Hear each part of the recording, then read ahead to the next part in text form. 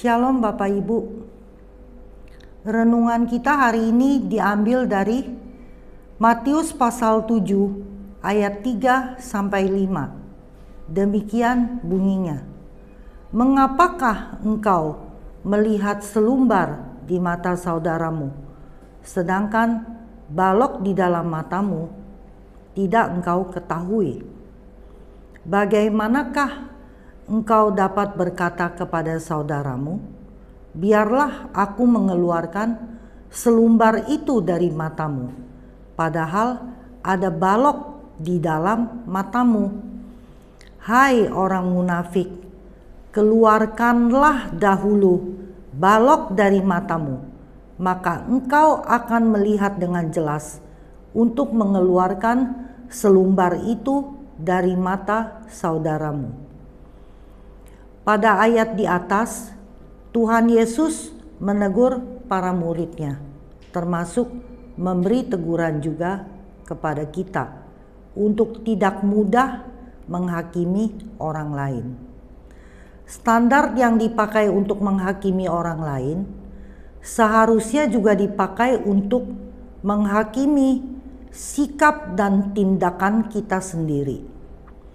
Apabila kita suka menghakimi orang, maka diri kita sendiri akan dihakimi juga. Manusia cenderung mudah menghakimi orang lain karena merasa dirinya yang paling benar. Tuhan Yesus mengingatkan kepada kita bahwa menghakimi adalah suatu tindakan yang tidak baik.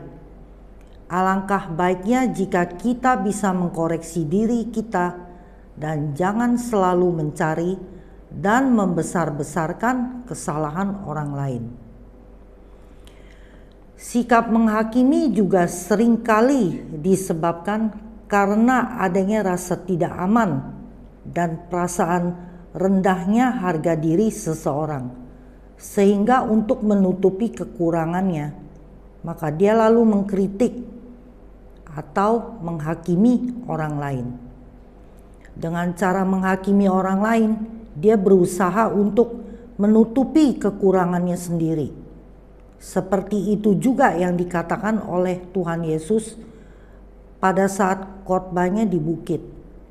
Matius pasal 7 ayat 5. Hai orang munafik, keluarkanlah dahulu balok dari matamu, maka engkau akan melihat dengan jelas untuk mengeluarkan selumbar itu dari mata saudaramu.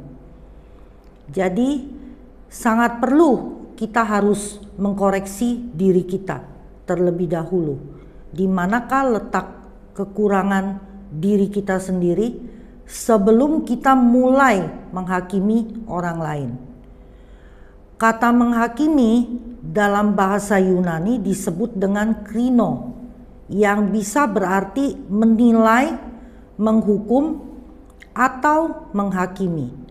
Apabila bernuansa negatif, kata krino ini bisa berarti menghakimi, yang maksudnya mengarah pada suka menyalahkan orang lain.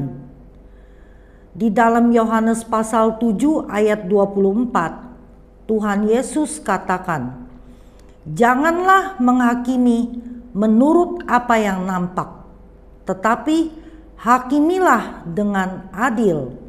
Jadi menghakimi juga diperbolehkan sepanjang itu dilakukan dengan adil. Kita malah diwajibkan untuk menghakimi, namun harus dilakukan dengan adil dan benar atau sedek.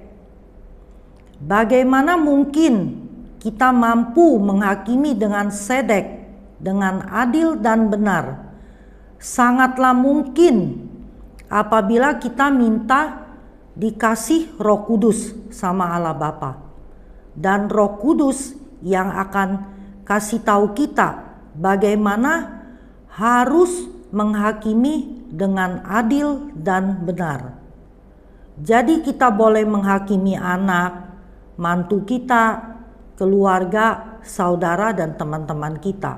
Tetapi gunakanlah penghakiman Roh Kudus.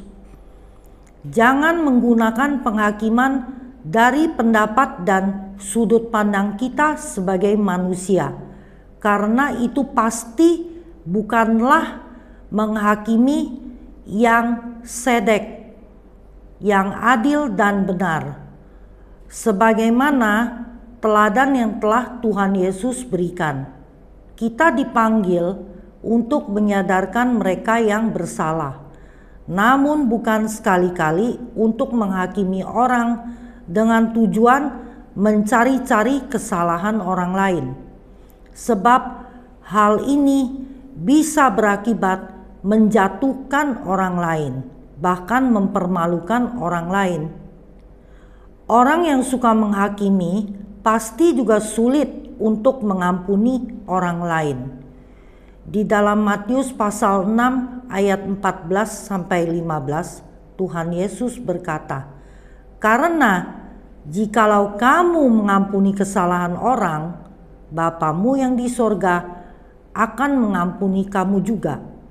Tetapi jikalau kamu tidak mengampuni orang, Bapamu juga tidak akan mengampuni kesalahanmu." Jadi, apabila kita tidak mau mengampuni, maka dosa dan kesalahan kita juga tidak akan diampuni sama Allah Bapa di surga. Sikap menghakimi orang lain sangatlah mungkin memicu perkataan yang kasar dan menyakiti hati orang lain.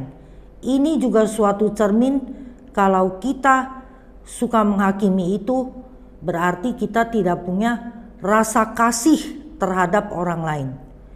Di dalam Efesus pasal 4 ayat 2, Rasul Paulus berkata, "Hendaklah kamu selalu rendah hati, lemah lembut dan sabar. Tunjukkanlah kasihmu dalam hal saling membantu."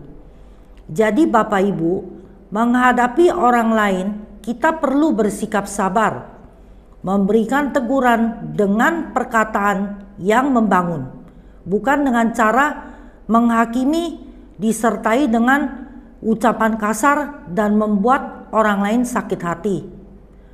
Sebagai pengalaman nyata dalam hidup saya dibesarkan dalam keluarga yang suka menghakimi orang.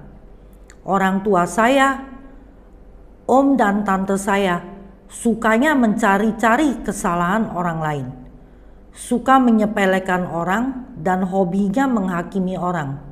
Dari sejak kecil mereka suka menghakimi saya, bahkan untuk kesalahan kecil yang saya lakukan.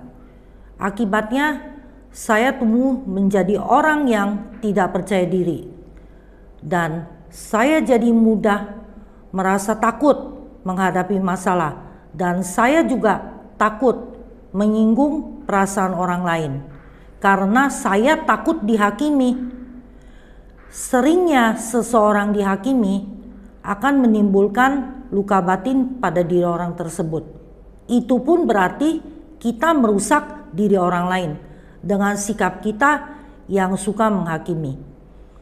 Apabila kita masih suka menghakimi orang lain dengan cara kita sendiri, tidak minta dipimpin sama Roh Kudus, mulailah untuk merubah kebiasaan tersebut. Sebab menghakimi dengan cara kita sendiri bukanlah suatu tindakan yang baik. Demikian firman Tuhan. Terima kasih.